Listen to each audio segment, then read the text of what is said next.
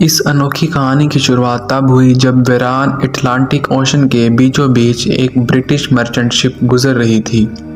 इसके कैप्टन का ध्यान बहुत दूर एक शिप पर गया जो ना ही आगे बढ़ रही थी और ना ही उसके सिग्नल्स का जवाब दे रही थी। करीब जाने पे पता लगा कि ये शिप वीरान समंदर में अकेली सिर्फ लहरों के सहारे खड़ी थी। हैरत की बात तो ये थी कि शिप के अंदर क्रू का साजो सामान, खाना पीना और सारा कार्गो बिल्कुल सही सलामत मौजूद था। अगर नहीं था तो क्रू मौजूद नहीं था, जो बगैर किसी निशानात के गायब हो चुका था।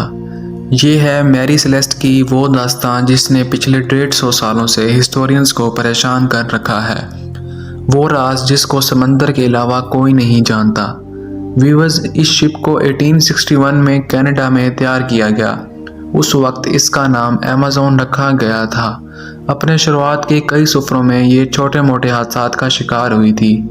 यही वजह है कि ये शिप अपने हादसात की वजह से काफ़ी मशहूर थी, लेकिन अभी तक इसने कोई बड़ा हादसा फेस नहीं किया था। अपनी ओनरशिप बदलते बदलते ये शिप जब कैप्टन बेंजामिन ब्रिग्स के पास आई तो इसका नाम मैरी सेलिस्ट रखा गया था। ये न्यूयॉर्क में 7 नवंबर 1872 का एक खुशगवार दिन था।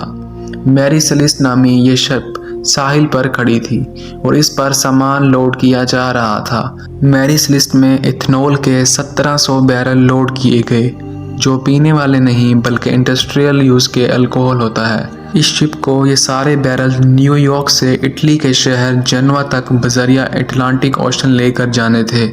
इस शिप में टोटल 10 लोग सवार थे।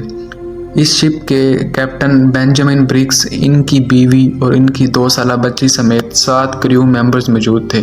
सफ़र शुरू करने से पहले शिप में किसी किस्म का कोई मसला नहीं था और वो आसानी से बगैर किसी रुकावट के सफ़र पर रवाना हो गई। ये सफ़र तकरीबन 7500 किलोमीटर लंबा था और उन दिनों में इतना बड़ा सफ़र करने के लिए कई दिन नहीं बल्कि कई हफ्ते लग जाते थे। याद रहे कि तब जीपीएस या एडवांस कम्युनिकेशन डिवाइसेस नहीं होती थी जिससे कैप्टन के साथ राब्ता बनाया जा सके। मैरी सेलिस्ट को न्यूयॉर्क से निकले 3 हफ्ते गुजर चुके थे और मामूल के मुताबिक जेनवा के पोर्ट पर इसकी आमद का इंतज़ार बढ़ता जा रहा था। लेकिन इतने वक्त के बाद भी मैरी सेलिस्ट का कोई अता पता नहीं लगा। यहाँ तक कि मैरी सेलिस्ट के बाद न्यूयॉर्क से निकली दूसरी शिप अब जेनवा तक पहुँचना शुरू हो गई थी।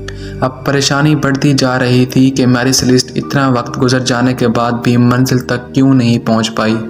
मैरी सेलिस्ट के रवाना होने के 10 दिन बाद एक और शिप को उसी रूट से होते हुए जिब्राल्टर तक जाना था। ये डिग्रेडिया नामी एक ब्रिटिश मर्चेंट शिप थी जो कई हफ्तों के बाद 4 सितंबर 1872 को एज़ोस आइलैंड के करीब पहुंची थी। ये समंदर का वो हिस्सा है जहां नीले आसमान और समंदर के अलावा कुछ दिखाई नहीं देता। वहां शिप के कैप्टन को बहुत दूर समंदर में एक शिप खड़ी दिखाई दी। कैप्टन ने नोटिस किया कि वो शिप पानी में आगे नहीं बढ़ रही बल्कि सिर्फ एक जगह पर खड़ी हुई है। समंदर के इस हिस्से में अकेली शिप को देखकर कैप्टन को शक हुआ और इसको दूर से ही सिग्नल्स भेजे, लेकिन जब आगे से कोई रिप्लाई नहीं आया तो कैप्टन ने इस शिप के करीब जाने का फैसला किया। करीब जाने पर पता लगा कि ये कोई और शिप नहीं बल्कि कैप्टन के दोस्त की ही मैरी सेलिस्ट नामी शिप थी। शिप को न्यूयॉर्क से निकले अब पूरा 1 महीना गुजर चुका था। मैरी सेलिस्ट जिब्राल्टर से 1800 किलोमीटर दूर अटलांटिक ओशन में तनहा खड़ी हुई नजर आई, जिसमें किसी किस्म का कोई हरकत नहीं देखी जा रही थी। डिग्रेडिया के कैप्टन ने अपने क्रू मेंबर्स को मैरी सेलिस्ट में भेजा, जहां वो ये सब देखकर हैरान रह गए कि शिप पर कोई भी मौजूद नहीं है। 1 महीने पहले जो शिप न्यूयॉर्क से 10 लोगों के साथ समंदर में निकली थी, वो लोग आखिर कहाँ चले गए? यही सवाल अब डिग्रेडिया के कैप्टन को भी खाया जा रहा था। पहले तो इनको लगा कि शायद शिप पर कोई हादसा हुआ है, लेकिन जब इन्होंने मैरी सेलिस्ट का जायजा लिया तो पूरी शिप बिल्कुल सही सलामत मौजूद थी। कैप्टन और इसकी फैमिली का सारा सामान और क्रू मेंबर्स के कपड़े तक बिल्कुल अनटच हालत में पड़े हुए थे।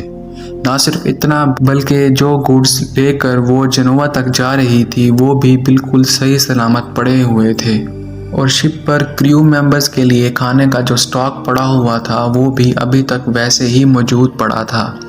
थोड़ा सा और रिसर्च करने के बाद कैप्टन के रूम से एक लॉग बुक भी मिली। लॉग बुक पहले शिप कैप्टन अपने पास रखते थे, जिसमें शिप की मेंटेनेंस और इश्यूज के बारे में लिखा जाता था। उस लॉग बुक में मैरी सेलेस्ट के कैप्टन ने आखिरी एंट्री 25 नवंबर की सुबह 8 बजे की थी, यानी जिस दिन ये शिप अब इस हालत में पाई गई उस दिन से भी 10 दिन पहले। इसका मतलब ये था कि ये शिप तकरीबन 10 दिन से वीरान अटलांटिक ओशन में अकेली खड़ी हुई थी। डिग्रेडिया के कैप्टन ये सारा मंजर देख तो रहे थे, लेकिन इनको कुछ समझ नहीं आ रहा था। इतने में इनकी नज़र लाइफ बोर्ड वाले सेक्शन पर पड़ी, तो वहाँ इनको लाइफ बोर्ड नज़र नहीं आई। इसका सिर्फ एक ही मतलब बनता था कि शिप पर ज़रूर कुछ हुआ है और सब लोग अपनी जान बचाने के लिए लाइफ बोर्ड पर बैठकर भाग गए हैं। कैप्टन के कैबिन में नेविगेशन के इंस्ट्रूमेंट्स भी मिसिंग थे और इनके कैबिन में एक तलवार अपने कवर में बंद पड़ी हुई पाई गई, जो इस बात की निशानी थी कि शिप पर किसी किस्म का हमला नहीं हुआ, वरना तलवार अपने कवर से बाहर होती या फिर वहां मौजूद ही नहीं होती। लॉग बुक के अलावा दूसरे तमाम डॉक्यूमेंट्स भी वहीं मौजूद थे। एक और चीज़ नोटिस की गई कि शिप का कैबिन हर जगह से गीला था और कई जगह पर 2 से 2.5 फुट तक पानी ठहरा हुआ था, लेकिन ये इतना पानी नहीं था कि इस साइज़ की शिप को नुकसान पहुंचा सके। जहां आपको बताता चलूं कि इंटरनेशनल सैल्वेज लॉ के मुताबिक अगर कोई शिप को रेस्क्यू करेगा तो इसको शिप के मुताबिक रिवार्ड दिया जाएगा। इस लॉ का फ़ायदा उठाते हुए डिग्रेडिया के कैप्टन मैरी सेलेस्ट को जिब्राल्टर तक ले गया, जहां अथॉरिटीज़ ने शिप को तब तक अपने पास रखा जब तक कोर्ट की हेयरिंग्स कंप्लीट नहीं हो गई। कोर्ट ने अपने तौर पर शिप को इन्वेस्टिगेट किया, लेकिन इनको भी कुछ पता ना लग सका। जब कोर्ट भी इस मामले को ना सुलझा सका तो कई लोगों ने तरह तरह की बातें बनाना शुरू कर दी।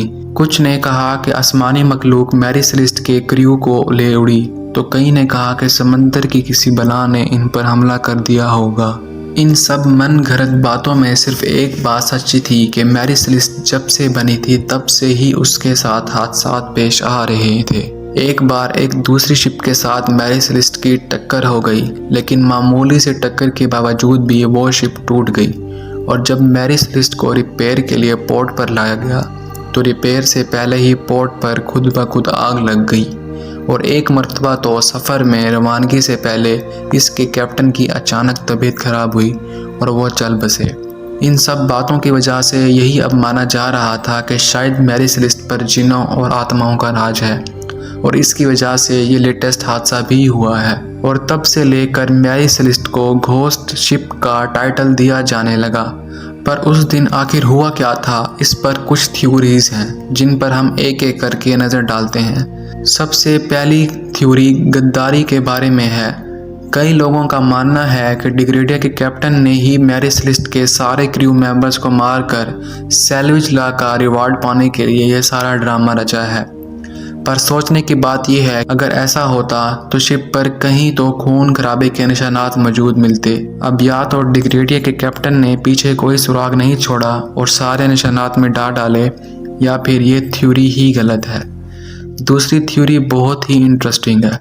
इस थ्योरी में कहा गया कि शिप पर अल्कोहल के 1700 बैरल्स मौजूद थे, लेकिन जब ये शिप अथॉरिटीज़ के पास लाई गई तो इनमें से 9 बैरल्स खाली थे।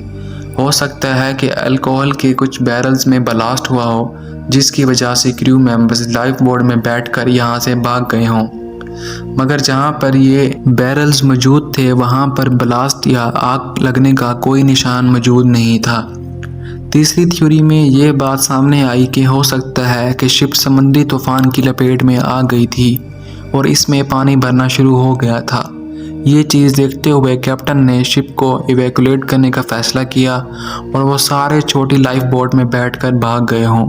इतनी छोटी लाइफ बोट समंदर में लहरों का मुकाबला ना कर पाई हो और सबकी जान ले गई हो। ये थ्योरी काफ़ी हद तक दुरुस्त मालूम होती थी, मगर ये भी एक थ्योरी ही थी। थ्योरीज तो बहुत थी, मगर एक भी सबूतों के साथ प्रूव ना हो सकी। 150 साल से भी ज़्यादा अरसा गुजर जाने के बावजूद भी इस मिस्ट्री को आज तक नहीं सुलझाया जा सका। मैरी सेलेस्ट के साथ क्या हुआ था, किन हालात में कैप्टन ने शिप को छोड़ा और फिर वो आखिर सब कहाँ चले गए, ये राज भी शायद कैप्टन बेंजामिन ब्रिग्स के साथ ही चला गया। उम्मीद है आपको मेरी ये वीडियो भी बहुत अच्छी लगी हो। अगर वीडियो अच्छी लगी हो तो चैनल को सब्सक्राइब करें।